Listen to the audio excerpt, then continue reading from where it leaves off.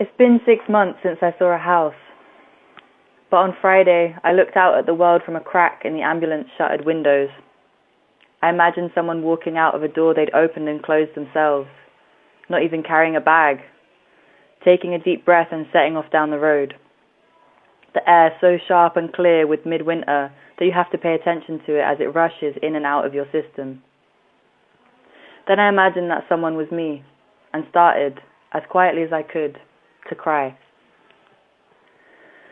I used to drive ambulances, but I'd never been in the back of one. I used to be on hunger strike, but I've never had to watch one like this. I feel deeply that this has been all of our strike, that a collective body has been shaped by our 8 individual ones these past 54 days. But now I have a taste of the other side, and honestly, it feels harder. Now many of you are making bodily commitments to continuing this fight, to continuing our struggle against complicity in genocide, creating a movement uncontained by a prison system. Blessed are those who hunger for justice. And Gaza is starving. The bullets don't rest, even when they make their beds in tender flesh. Money doesn't sleep. The prison doesn't let up. So I'm glad we have each other.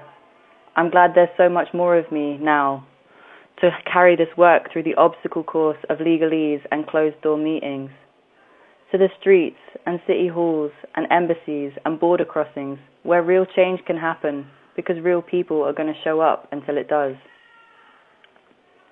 So we can't break now. There are still 4 of us on hunger strike in prison, and they can't pause until their immediate conditions reflect the new worlds we have imagined and built over the course of this hunger strike.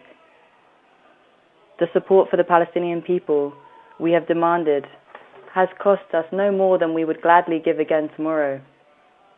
But while our bodies are spent, it is our ability to dream that has changed the most, making it impossible to accept what we have learned to endure. We have a responsibility to fight for every prisoner. And for that, we need to recover.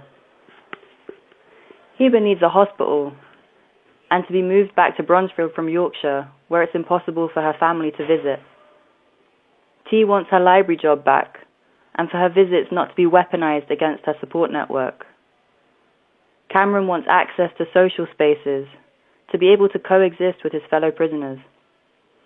Uma needs to be able to pray without harassment. Louis needs daily medical observation and wants more freedom to manage his diabetes so he can eat with loved ones on visits.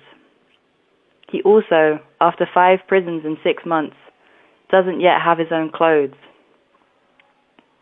We all want to read, to eat better. From His Majesty's prisons to Palestine, our belief in a just and liberated world can and must begin wherever we are. And yes, we'll weep as our loved ones are thrown into the cold embrace of a Dublin pavement. And yes, we'll laugh as they carry us from the circus into their police cells. And sometimes we'll want to scream because we forget that we're up against the state. But Heba will be there to remind us, to give ourselves some credit, and that she's proud of every single one of us, to keep our heads up and stay raging. My dear friend Jessie, who's home in Donegal for Christmas, gave me her grandmother's gold chain. She seemed like a very sensible woman who gave each her granddaughters a gold sovereign so they'd always have something if they got into trouble. So as I lay in hospital, in trouble, incommunicado, in chains, my heart spilled out through my throat, that my friends didn't know where I was, that I was still so lucky to have nurses, doctors, and an unbombed hospital to go to, that I didn't have to fight a prison for 12 hours to get an ambulance, that I didn't even know the name of the uniformed guard cuffed and chained to mine, our hearts beating through chains. But I also felt Jessie's chain, pulsing with life, with love, with safety, with beauty, holding me steady, leading me home. So we must not let the dying breath of the prison system scatter the dandelion seeds of our movement. Our chains must be stronger than theirs, and they are, rooted and anchored not by money, but love. So happy Christmas. Jesus was Palestinian. Shut Elbit, shut prisons, and free Palestine.